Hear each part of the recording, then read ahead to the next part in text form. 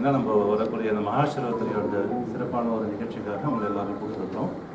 அதை பற்றின தகவல் உங்கள்கிட்ட பரிமாற்றம் பண்ணுறோம்.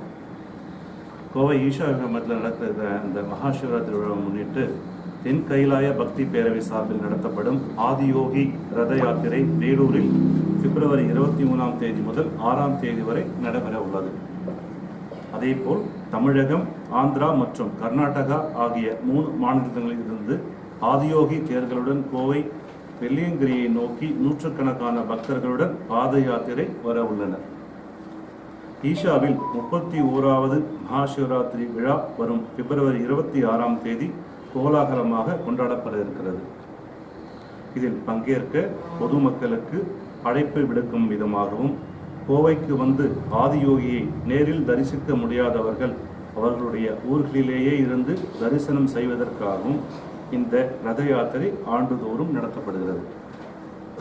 அந்த வகையில் வருகின்ற 2025ஆம் ஆண்டில் ஆதியோகி ரத யாத்திரை கோவை ஆதியோகி முன்பு துவங்கி வைக்கப்பட்டது.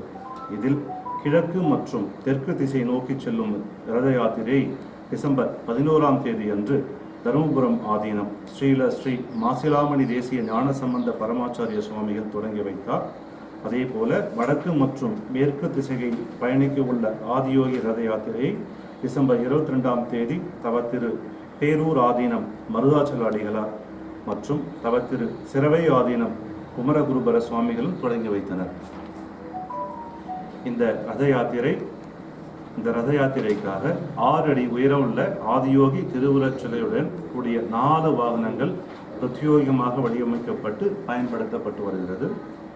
வருகின்ற பிப்ரவரி 1 மற்றும் 2ஆம் தேதி ஆற்காட்டில் இருந்து ஆதியோகி ரத யாத்திரை தொடங்கி பிப்ரவரி 3ஆம் தேதி அன்று நம்ம வேலூரில் நம்ம புது நிகழ்ச்சியோடு நம்ம தொடங்குகிறோம். ஸோ அன்றைய நிகழ்ச்சி பார்த்திங்கன்னா பிப்ரவரி 3 கருகமுத்தூர்ல நம்ம தொடங்குகிறோம்.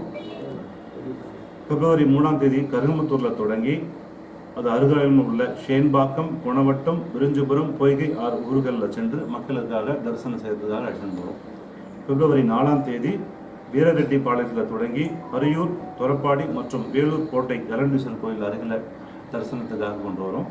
மற்றும் பிப்ரவரி 5ஆம் தேதி பெண்ணாத்தூர், கனியம்பாடி, பாகாயம், விருப்பாட்சிபுரம், வேலப்பாடி, காட்பாடி மற்றும் சத்துவாச்சாரி ஆகிய இடங்களில் ஆதியோகியை தரிசனம் செய்வதற்காக இந்த ரத யாத்திரை ஏற்பாடு பண்ணியிருக்கிறோம்.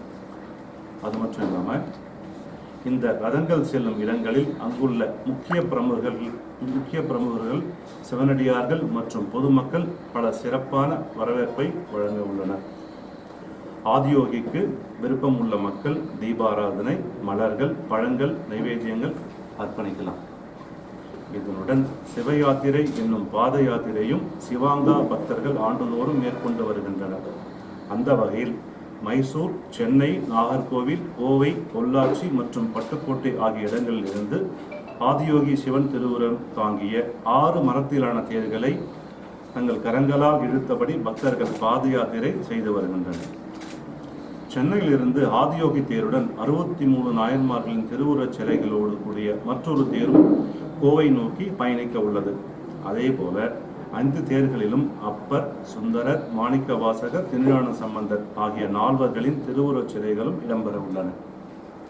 மேலும் கோவை ஈஷா யோக மையத்தில் நடைபெறும் மகாசிவராத்திரி விழா அதே நேரத்தில் தமிழகத்தில் உள்ள 50 இடங்களில் நேரடியாக ஒரு பெரிய கோலாகலம் விழாவாக கொண்டாடப்பட இருக்கிறது.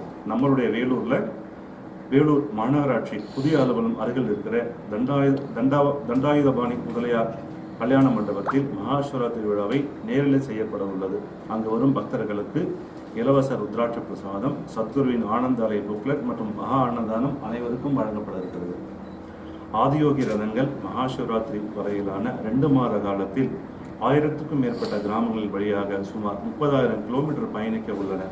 மேலும் ரதங்கள் திட்டமிட்டபடி அனைத்து பகுதிகளிலும் வலம் வந்து பின்னர் இறுதியாக பிப்ரவரி 26ஆம் தேதி மகாசிவராத்திரி நாளன்று கோவை ஈஷா யோக மையத்தில் வந்தடையும். இது ஈஷா யோக மையத்தில் நடக்கிற இந்த 31வது மகாசிவராத்திரிக்கு உங்கள் அனைவரும் சார்பாகவும் அனைவரும் குடும்பத்தோடு கலந்து வேலூர் நடக்கிற நிகழ்ச்சியும் எல்லாரும் கலந்து நான் பணியோடு கேட்டுக்கொள்கிறேன். அனைவருக்கும்